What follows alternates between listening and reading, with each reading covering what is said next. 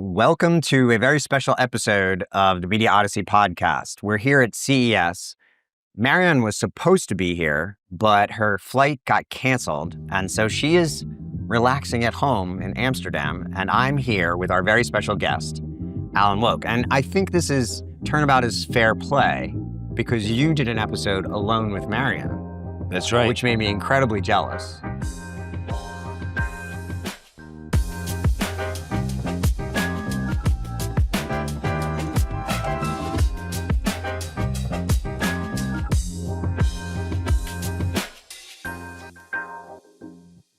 Thank you very much for agreeing to do this. I know you're incredibly busy here. Oh, it's my pleasure. What's your take on CES so far? I mean, it's only day 2, but what's your read on the mood? What's your read on the themes? I know it's all AI all the time, but What are you hearing? What are you sensing? Well, the one thing that's really stood out is people seem more optimistic than last year. I think last year there was this sense of high freak out. Oh my God, Trump's going to be president. What's going to happen? Is there going to be a recession and all that? I think people just seem like, okay, whatever happened, and now it's like we're feeling kind of good about the way things are going.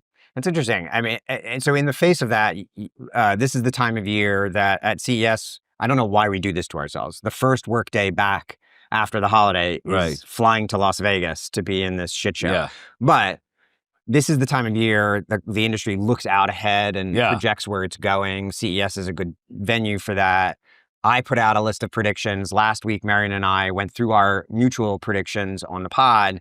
You put out a really interesting set of predictions. And, counter to what you just said about the mood here, my predictions that I put out this week on my Substack, Media War and Peace, which you can subscribe to right now, were pretty dark. Yeah. I think I don't know that we'll go into full-blown recession, but I think we're going to hit a deep period of stagflation. High unemployment, high interest rates.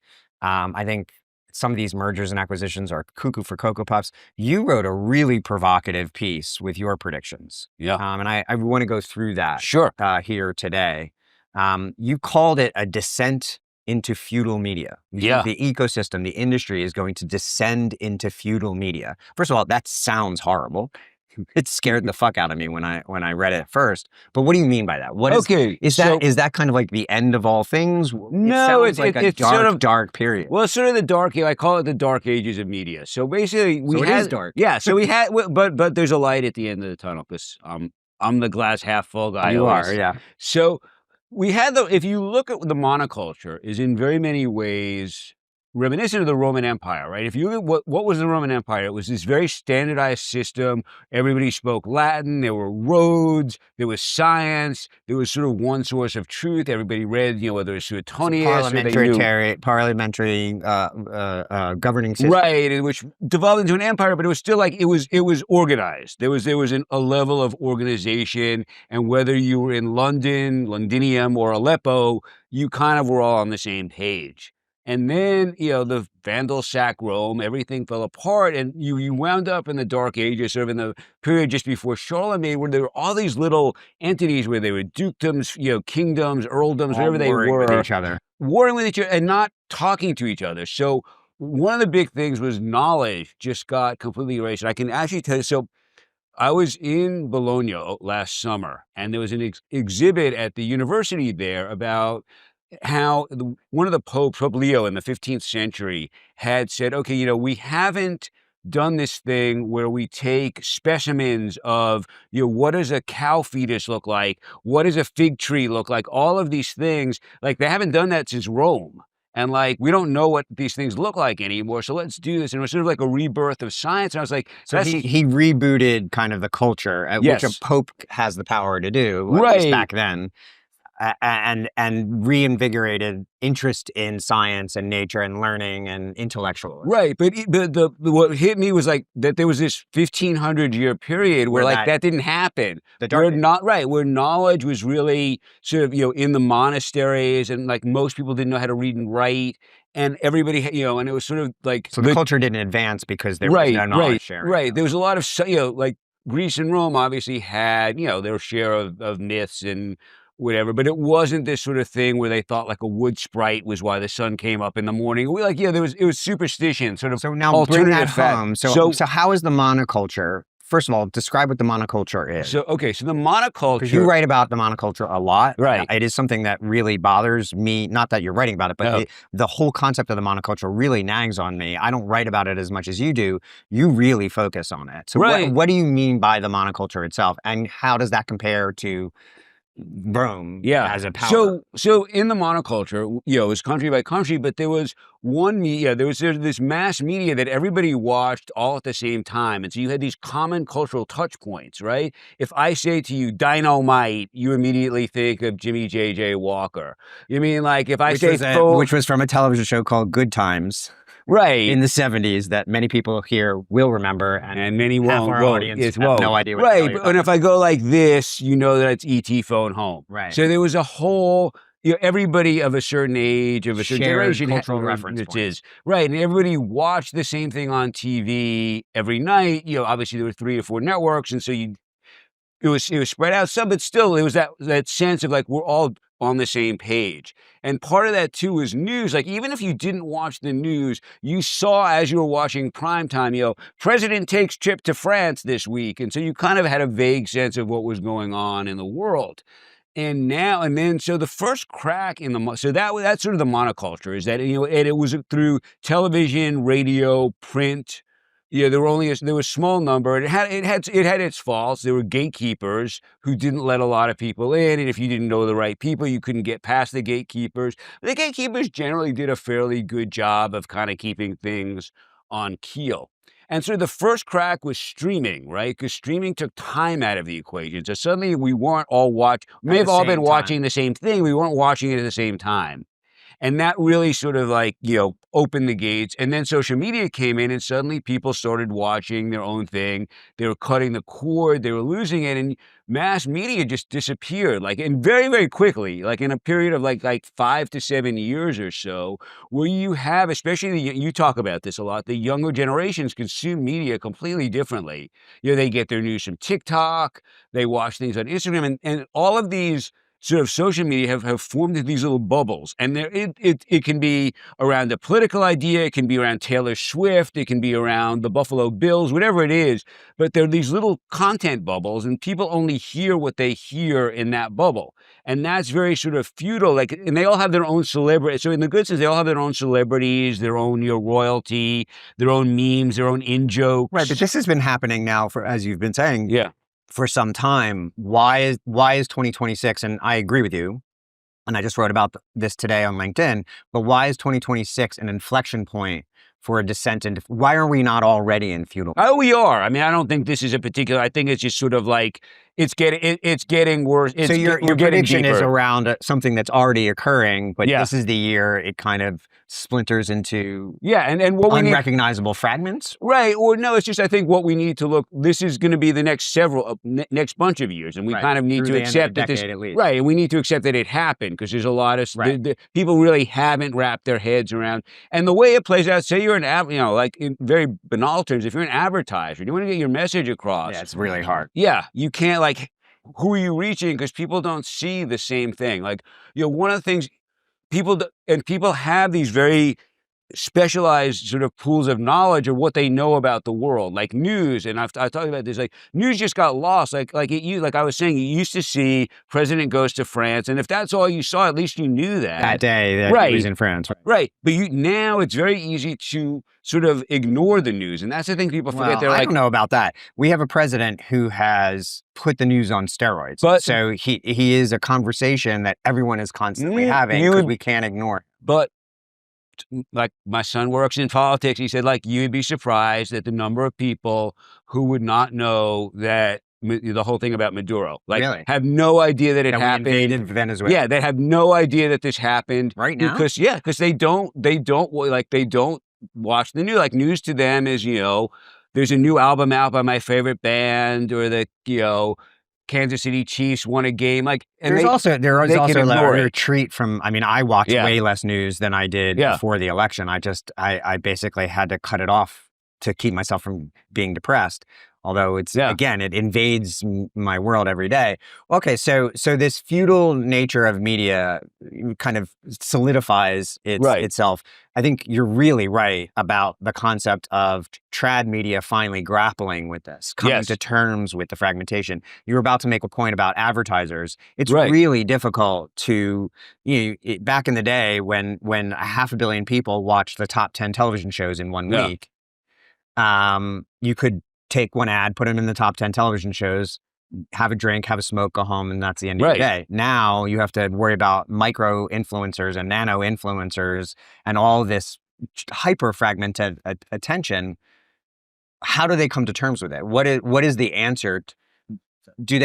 Is there an embrace of this radical fragmentation that advertisers are finally going to get their heads around? Or I think the smarter ones will start to, but I think most of them won't. They'll still, keep pumping like reach without realizing like that you're not, these different little bubbles all sort of have their own truths and their own sort of way of looking at the world. Like one of the things I talked about is like mega brands are done. Like in other words, or like the existing mega brands will live on, but you can't launch a new mega brand. The way you could launch a mega brand, there's really a post-World War II phenomenon, was just what you were saying. Like I could reach everyone in the United States pretty much by advertising on 10 shows. If I was going to grow McDonald's, it wasn't that and hard. They were all watching at the same time. Right. So that not only were you reaching everyone, but they were actually being reached in parallel. So they would turn to each other and say, hey, I just saw that ad. Right. And people would talk about ads. Like people knew ads. Like Pop, fizz, fizz. Yes. Or I always say like Saturday Night Live used to be able to do, one of their mainstays was commercial parodies. Right. And they can't do that anymore because no one knows the same commercials. Right.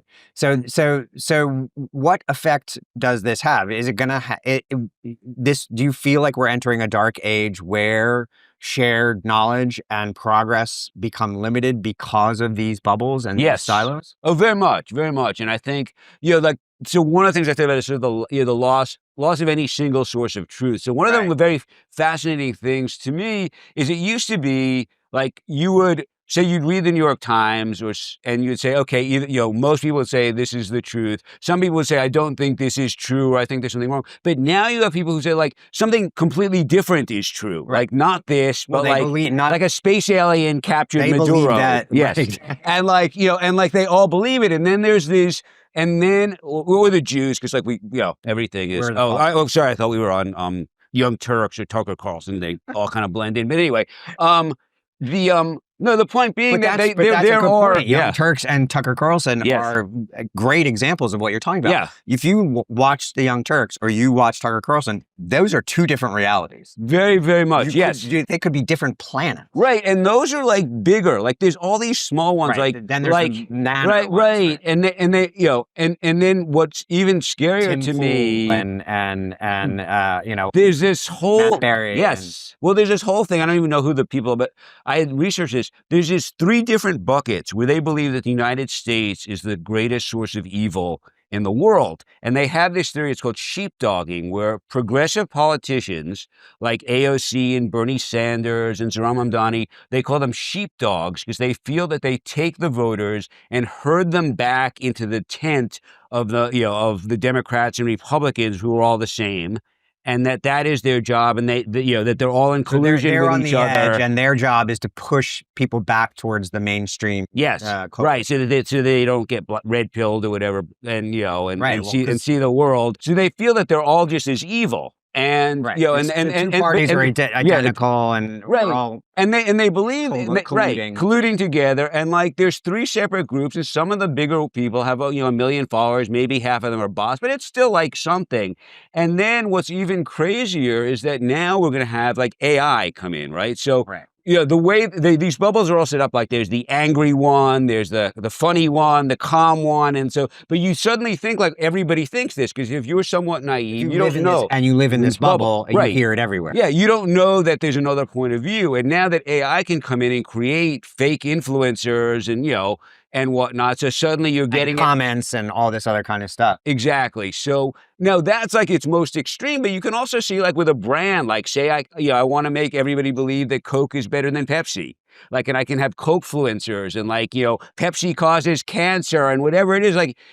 And there's nobody to go, no, this is true. These people don't know to go to look at there's not a newspaper. Well, there's no main hearth of news the way that there was when Walter Cronkite used to command. Right. Walter Cronkite was one end of the evening and Johnny Carson was the other end of the evening, and a third to half of the country watched the two of them, and they were sharing the same pool of truth. And so the next morning, everybody talked about the same things, even if they disagreed on issues. Right. Yes. They were still starting from the same framework, as opposed to, I believe in space aliens and I believe in red bouncing balls, and we are not even talking to each other. Exactly. That's 100%. Well, so as we lose this common source of truth, and I think again, you're designating something that's already happened. Yes. Trump has become president because there is no common source of truth. The truth is not truth. Right. As Rudy Giuliani once famously said. The follow-on prediction that you made of this is the end of expertise, right? The loss of expertise. What do you mean by that? So it's two things. One is the fact that there is nobody sort of calling the shots and everybody goes, yeah, okay, that's what it is. So there's none of that. But at another level, which is the positive spin on it, it allows somebody like Jimmy Donaldson, Mr. Beast, to sort of start up his own media empire, even though he knows nothing about it and everything. So the gatekeepers are gone, basically, right? So all of the people who used to sort of say, this is what goes on TV. There's an upside to this. Right? Yes. And in some ways, I was saying it's almost similar to the rise of democracy, where the people were initially kind of scared, right? Oh my God, we're letting these people who don't have classical educations, who've never run anything, and we're going to let them decide who runs us. So we put in this whole system of checks and balances and whatnot. But it was a similar feeling, and there was a lot of upside to it. So one of the problems with the monoculture was that it was very restricted and only certain people could get in. Very diverse. Yes. Thought, appearance, background, race. Right. Or even that you couldn't, unless you really sort of worked the system, if you will. Yeah, you couldn't break in. Right. So now it's democratizing everything, and some of it, most of it will be crap, but there'll be some really great stuff that breaks through. So in that sense, it's good. I mean, the downside is we're throwing out all the experts, so you don't want to do that. And I was saying is I think there will still be a call for somebody people who can make HBO series, things like White Lotus, Succession, where it's okay, this is something that requires a lot of skill and crafts. And those people may have come from outside. They're going to be, do you feel, or I feel, I should say, that there'll be fewer of those and that more of it will go towards a lower cost.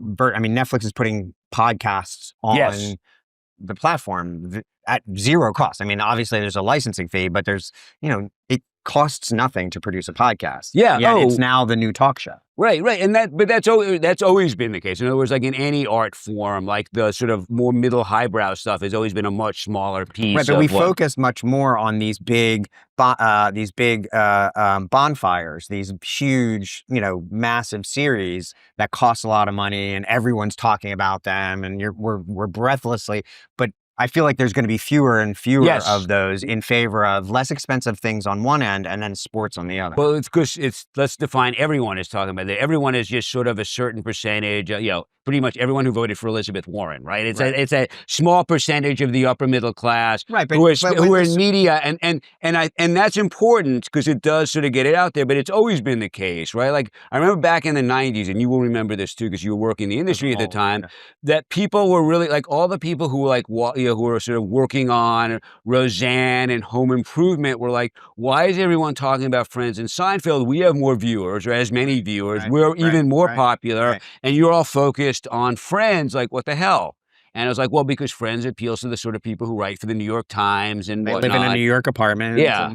And that's a thing. And so but that's always been the case that certain types of art have more influence on the culture. But to your point, most of it is going to be podcasts. Fascinating about that. You're absolutely right. The Office to me personifies, it was a big hit-ish. Yeah. But it was never as large as Seinfeld or even Friends. Or 3.5 Men is the one that they was compared to 2.5 Men, because they ran simultaneously, and 2.5 Men always had more. 4 times the audience of The Office.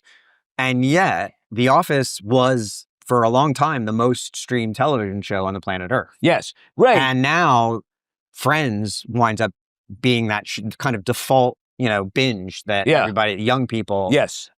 So they wind up having kind of long lives in the long tail of it all. So it's just an interesting side note to that.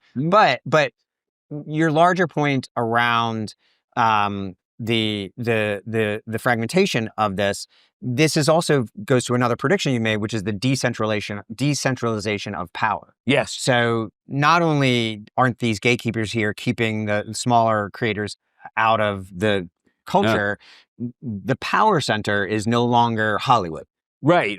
Or it's becoming less Hollywood than it used to be, because what kept Hollywood in power was, one, it was experience and people have done this. Two, is access to capital. And as the cost of producing all these things goes way down, then you don't need that sort of capital. So you can be somebody smaller, somebody in another country, and do. Well, I mean, Mr. Beast, I think, is a really good example. Yeah. You talk about him as a case study, but Sean Evans and Hot Ones is another really good example. Dude Perfect is another good one. Darman is another good one. So these new age studios are being created, right? Right. And frankly, they're attracting experts from the Hollywood economy. Sean Atkins. But Mr. Beast is hiring a bunch of pros from the traditional trad media world, as I like to call it. But it's not centralized. It's not Hollywood. It's Texas. It's San Francisco. It's Ohio. It's wherever they are. We're going to start seeing it go beyond the borders of the United States. 100%. Like there's film industries and big Nollywood in Nigeria, Bollywood in India, and Brazil is really changing the game with regards to the melding of creator culture and mainstream media. The largest sports YouTuber in Brazil has more matches from the World Cup. Has every match from the World Cup than Globo, the national broadcaster, does. So there, to me, it's Kaze TV versus, basically the only major broadcaster in the market. So it's I think that, to me, again, there's bad things about that. It's harder. Yes. It's more complicated.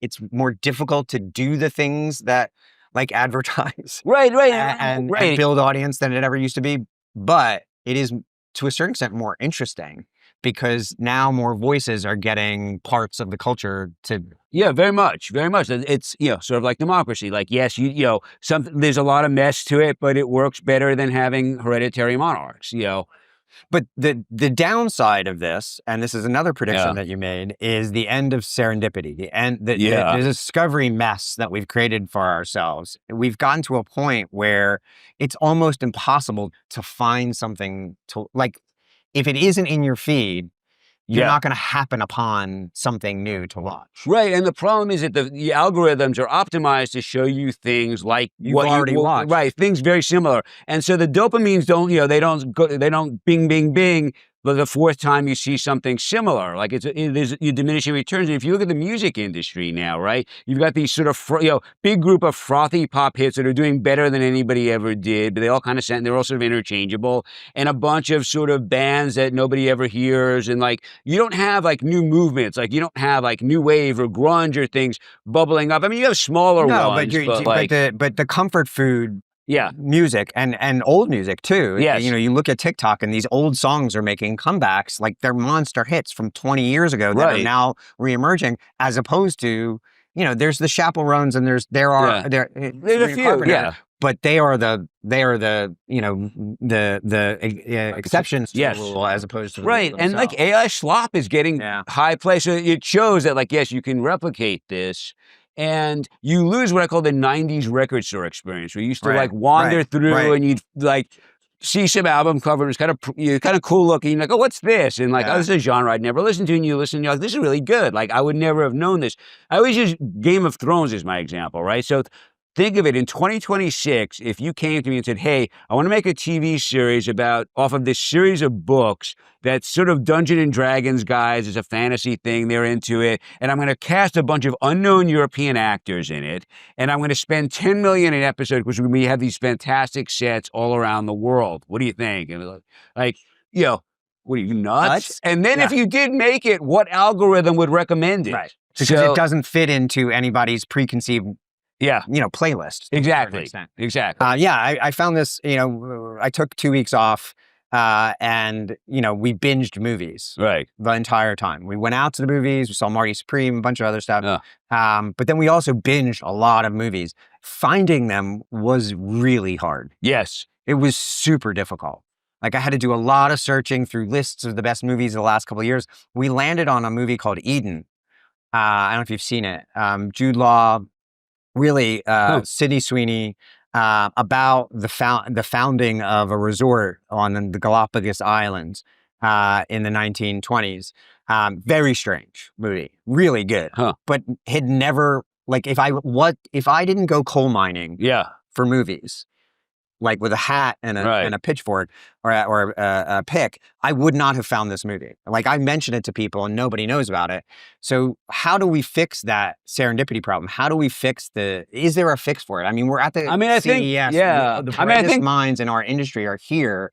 We have AI at our disposal. Can't we fix this discovery problem? I think, honestly, it will not be a tech discovery thing. I think what'll happen is people just get bored with like what's out there. And there will be people who do what you do, who mine stuff or who do stuff by hand, if you will, like curators, and say, here's what's cool. And then the New York Magazine will have a cover story like, the cool movie kids are all watching, going to movie night here and watching this, and they'll sort of percolate up that way because that's culture always works that way. I mean, Marty Supreme is really the anomaly here. Yeah. Movie theaters are basically saved for superheroes, sequels, and franchise IP. They don't make space for independent film on a usual basis. Right. A24 stuff is an exception. Right. It is an exception. It is not the rule. Well, very much. And let's give Timothy Chalamet credit for almost single-handedly making that movie happen by showing up all around the world in orange greatest clothing. Marketing campaign by one actor ever. The Zoom call. Have you seen the Zoom call? Yeah.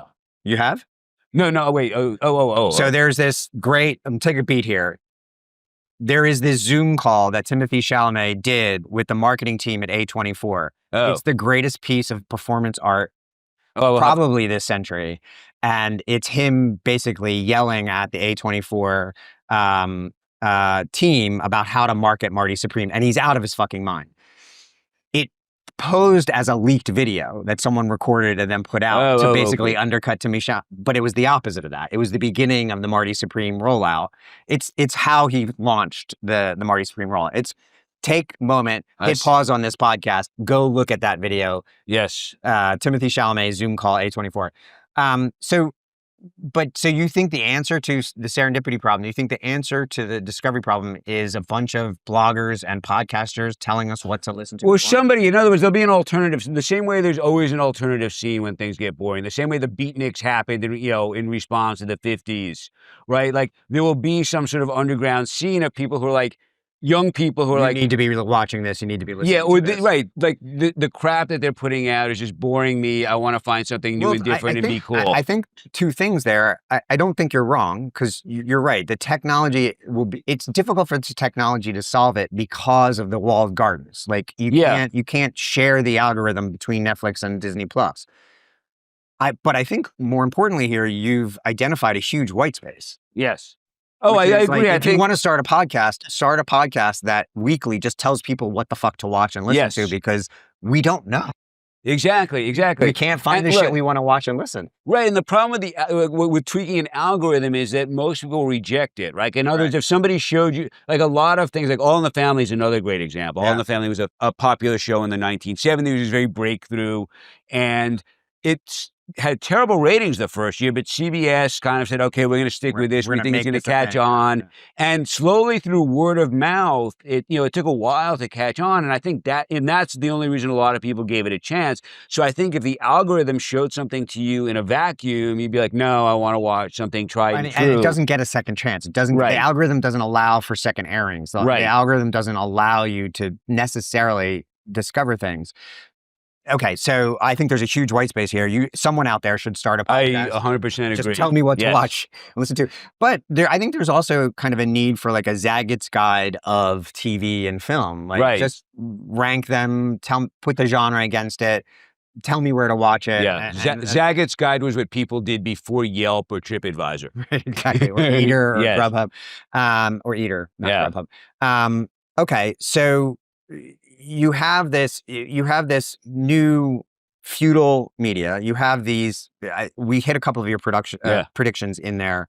The rise of niche. Yeah. And smaller and smaller audiences. Right. If you have a very passionate audience on a niche product, like it's gold for advertisers. Because a lot of times in these bubbles, they're like, I'm an easy, we all drink Pepsi, we all drink Coke, whatever it is. Like there tend to be, mores within the group of like what everybody believes. We think these these singers are bad. We think these ones are good, whatever it is, But there are these micro communities. Yes. I mean, my listenership, my readership is a classic example. I think yours is as well, which is we don't have 1 million followers. Yeah. We just have 100% share of voice of a certain clique. Yes. And we've built businesses around this. Yeah. And so I think that's something that our industry can't seem to wrap its heads around is mass is not the answer.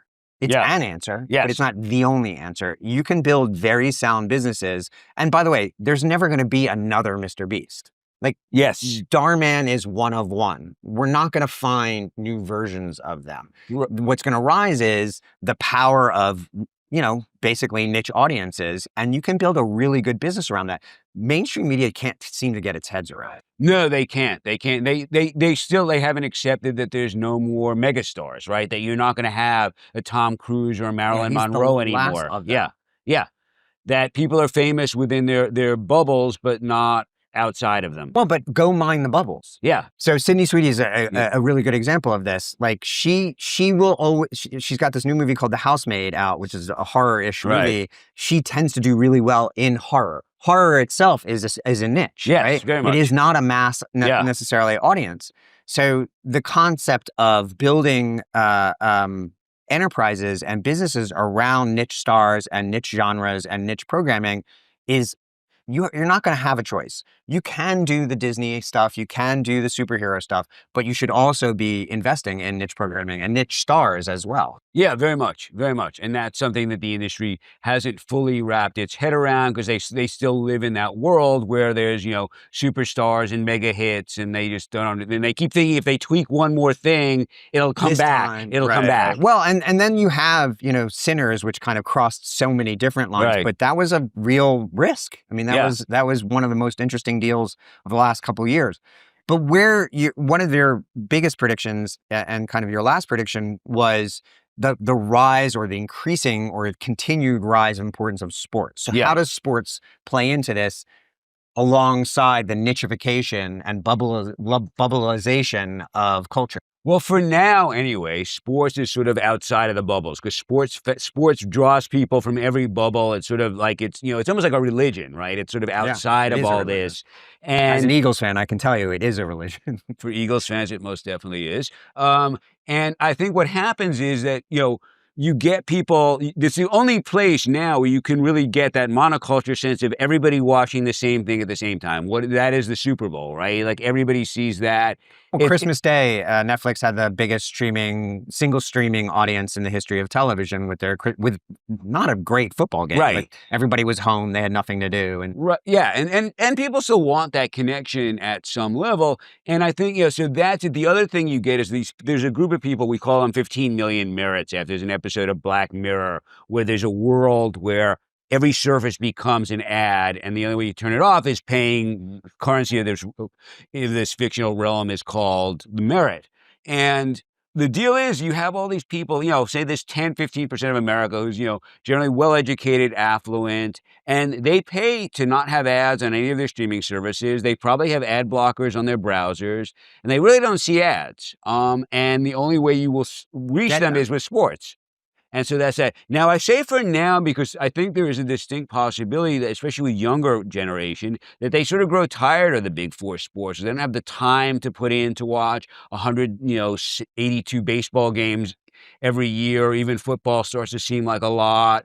And they start gravitating to these niche sports. So suddenly things, whether it's lacrosse or pickleball, rugby, all these things suddenly get more popular. With World Cup being in the U.S. this year, not that that's a niche sport anywhere else other than the United States, right? But in the U.S., it's still a niche. It's still very much a niche sport.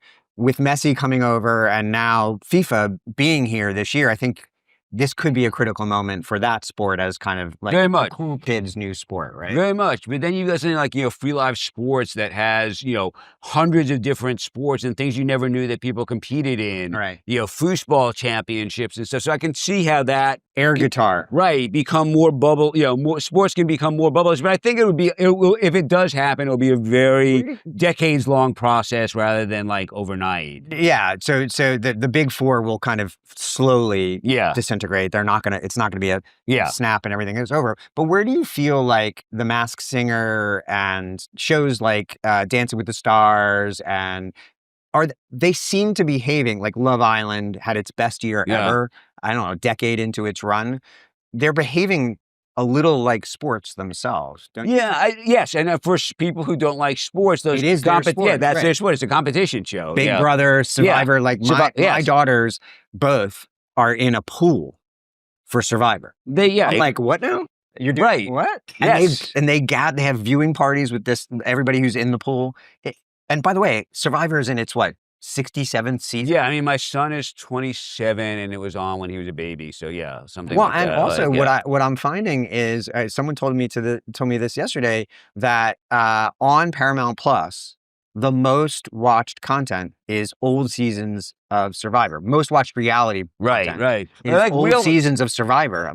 Like, why would you watch an old season of Survivor? But if you didn't watch it, it's new to you. Right. Like my daughter and her friends are all into like Real Housewives now. Like, and like she knows the difference between the different franchise. I'm like, wait, there's different franchises. Like, Right. Yeah. Like, Real Housewives is really, because the honest people are super, like John Oliver is obsessed with like, those two things don't seem to go together, and yet he's obsessive about it. And again, I think these shows are ticking boxes a little bit like sports are as well. All right, so let's bring this home. We're at CES.